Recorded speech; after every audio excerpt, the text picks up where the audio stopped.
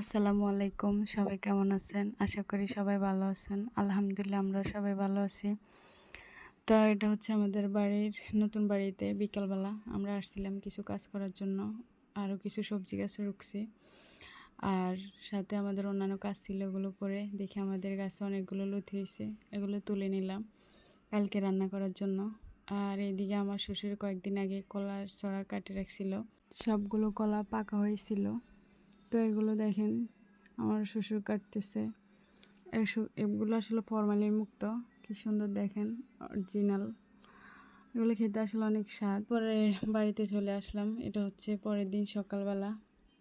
অনেক দিন টানা বৃষ্টির পর আজকে একটু রোদ ছিল, তো সবগুলো শুকিয়ে নিলাম। যেহেতু আমরা ছাদে রান্না করি, এগুলো শুকাতে দিলাম। আর এদিকে আমি রান্নার কাজ শুরু করলাম। তো এই তো লতিগুলো আমি ধুয়ে পরিষ্কার করে রান্না শুরু করে দিলাম, যেহেতু আজকে শুক্রবার। তো এখানে লতি দিয়ে রুই মাছের ডিম দিয়ে বোনা করতেছি। আর এইভাবে রান্না করলে অনেক বেশি ভালো লাগে। তো সাথে ছিল এখানে গরুর কলিজা। তো গরুর কলিজাটা আমি পরিষ্কার করে একটু গরম পানির মধ্যে ফুটিয়ে নিলাম, যেহেতু গরুর কলিজার মধ্যে অনেক ব্লাড থাকে।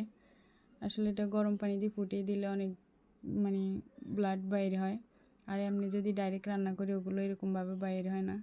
তো আমি ধুয়ে আবার মশলা কষিয়ে বসাই দিলাম। তারপরে এই তো আমার রান্না শেষ হয়ে আসছে। তো আজকে যেহেতু শুক্রবার, একটু একটু তাড়াতাড়ি রান্নাটা শেষ করতেছি, যেহেতু আমার বাচ্চাদেরকে গোসল করে আবার রেডি করে দিতে হবে আমার ছেলেরা মসজিদে যাওয়ার জন্য। তো আজকের ভিডিওটা এ পর্যন্ত। সবাই ভালো থাকবেন। আল্লাহ হাফেজ।